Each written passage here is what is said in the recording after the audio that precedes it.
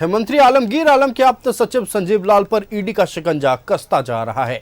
ED ने संजीव और उनकी पत्नी रीता लाल को आमने सामने बैठाकर पूछताछ की। ईडी ने बरामद नोटों को लेकर कई सवाल किए हैं। इधर बीजेपी ने वीरेंद्र राम पर अब तक प्राथमिकी दर्ज नहीं किए जाने पर सवाल उठाए हैं।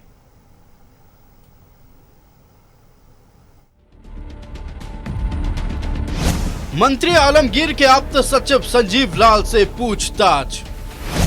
संजीव और उनकी पत्नी को आमने सामने बैठाकर पूछताछ। रिमांड के दूसरे दिन मंत्री आलमगीर आलम के आप्त सचिव संजीव लाल को ईडी के तीखे सवालों से सामना करना पड़ा।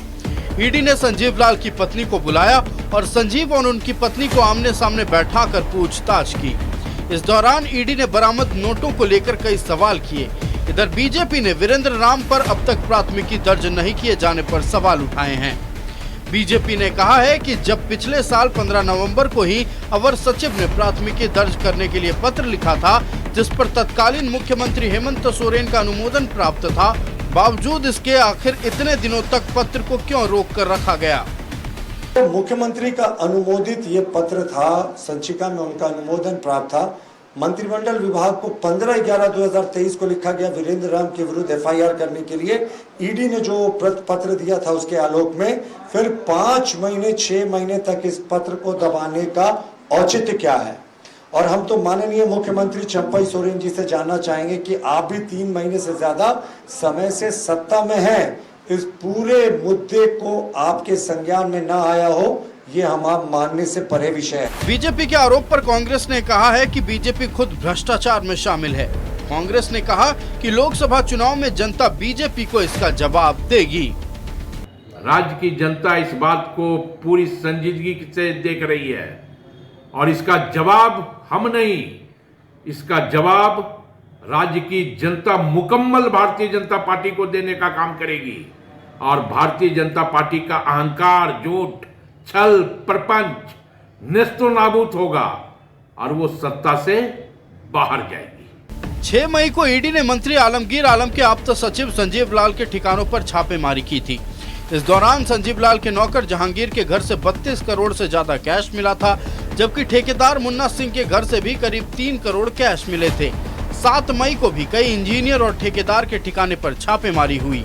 वहीं 8 मई को ईडी की टीम संजीव लाल को लेकर झारखंड मंत्रालय गई थी। इस दौरान संजीव लाल के चेंबर के ड्रॉर से करीब 2 लाख रुपए कैश मिले थे। यानी पूरे मामले पर ईडी का शिकंजा कसता जा रहा है। दूसरी ओर सियासत भी जारी है। न्यूज़ 11 भारत के लिए रांची से दीपक, इमरान और सत्यव्रत किरण के साथ ब्यूरो रिपोर्ट। तो संजीव लाल के नौकर यानी जहांगीर के आवास 32 करोड़ से अधिक कैश बरामदगी के बाद लगातार संजीव लाल और उनके नौकर जहांगीर पर शिकंजा ईडी का कसता जा रहा है। लेकिन एक और नाम सूची में जुड़ा है। एक और नाम है रीता लाल, जो कि संजीव लाल की पत्नी है। और आज रीता लाल और संजीव लाल को आमने सामने बैठाकर पूछताछ की गई है। इस पूछताछ के बारे में तमाम जानकारी लेकर हमारे संवाददाता इमरान हमारे साथ जुड़ चुके हैं। इमरान, देखिए, ईडी का शिकंजा संजीव लाल पर लगातार कसता जा रहा है। 32 करोड़ से अधिक कैश बरामदगी हुई, दोनों की गिरफ्तारी हुई, यानी संजीव लाल और उनके नौकर जहांगीर की गिरफ्तारी हुई। 6 दिनों के लिए ईडी की रिमांड पर भेजा कोर्ट ने। और साथ ही अब तीसरा नाम रीता लाल का उस लिस्ट में जुड़ा है। आमने सामने बैठाकर संजीव लाल और रीता लाल को आमने सामने बैठाकर आज ईडी के अधिकारियों ने सवाल जवाब किए। आज की अपडेट क्या और पूरी जानकारी दर्शकों को बताएं।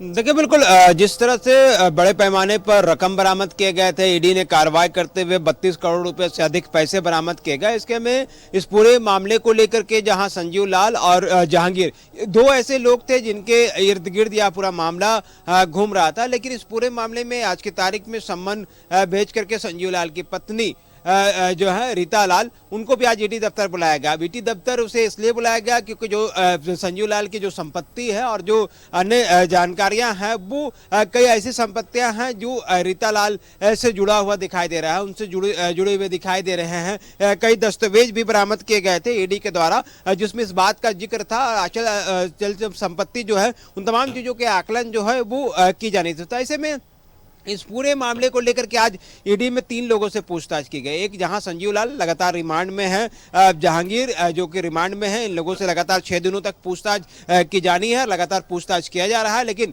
आज जब रीता लाल को बुलाया गया ईडी दफ्तर तो उनसे भी कई सवाल पूछे जा रहे हैं, जहां संजीव लाल के जो इनकम ऑफ सोर्स हैं, जहां से पैसे आ रहे थे और किस किन लोगों के माध्यम से वो पैसे यहां तक पहुंच रहे थे, उन तमाम चीजों की जानकारी उनकी पत्नी से भी हासिल करने की कोशिश की गई। साथ साथ उनकी पत्नी के नाम से कई अन्य जगहों पर, कई अलग अलग जगहों पर संपत्ति बताया जाता है कि देश के अलग अलग राज्यों में भी यह संपत्ति का डिटेल जो है निकालने की कोशिश ईडी कर रही है, जो अलग अलग माध्यमों से जानकारी मिल पा रही है। तो ऐसे में इस पूरी कार्रवाई को अगर हम देखें तो ना सिर्फ संजीव लाल, जहांगीर और रीता के साथ साथ कई लोग इस पूरे मामले में जो है वो ईडी के रडार पे है, क्योंकि इससे पहले जब ईडी ने छापेमारी की थी तो उस दौरान जो है कॉन्ट्रैक्टर से लेकर इंजीनियर जो है वो रडार पर आए थे ईडी का। इसके बाद से ही लगातार इस पूरे मामले पर ईडी की दबिशें जो है वह लगातार बढ़ रही थी। कल एक जो झारखंड मंत्रालय में जो ईडी की टीम के द्वारा जो है संजीव लाल को लेकर के पहुंची है, उस दौरान भी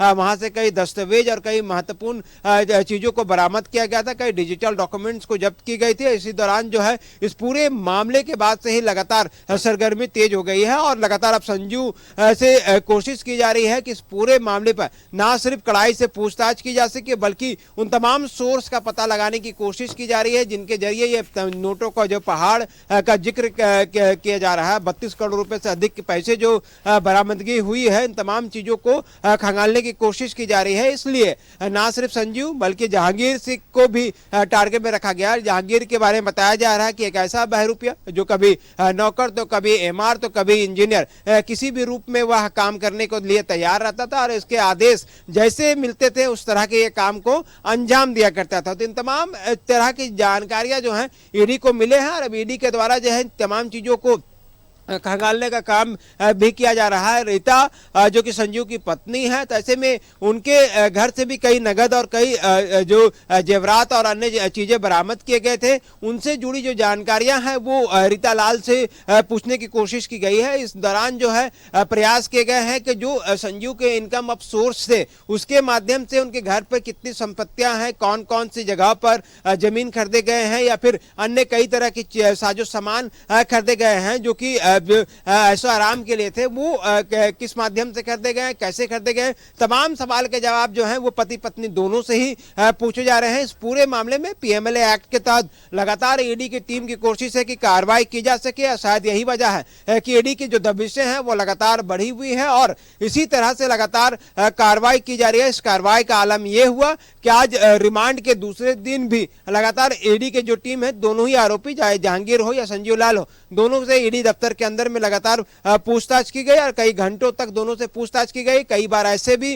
जानकारी मिल रही है कि कई लोगों को आमने सामने बैठा करके भी पूछताछ कराया जा रहा है, ताकि अगर कोई क्रॉस करने की कोशिश कर रहा है या फिर ईडी के अधिकारियों को सपोर्ट नहीं कर रहा है तो कहीं ना कहीं उन तमाम चीजों को लेकर के उसी वक्त जो है वो सारी बातें जो है वो क्लियर किया जा सके। साथ ही ये भी कोशिश की जा रही है कि संजीव लाल जो अपने बयान दे रहे हैं, जो बातें कही जा रही हैं, उनका वेरीफाई भी जो है अलग से एक टीम कर रही है, ताकि उनके बयान को जो है वो कोर्ट करते हुए आने वाले दिनों में जब ईडी कोर्ट को यह पूरी जानकारी देगी कि रिमांड की अवधि के दौरान क्या कुछ जानकारी ईडी को मिली है और ईडी को और अगर रिमांड की जरूरत पड़ेगी तो फिर इन्हीं पॉइंट्स के आधार पर ईडी की कोशिश होगी कि आगे भी संजीव, जहांगीर और रीता इन लोगों से पूछताछ की जा सके। तो फिलहाल रीता लाल, इमरान, आपका हमारे साथ जुड़ने के लिए और अहम मसले पर तमाम जानकारी देने के लिए बहुत बहुत धन्यवाद।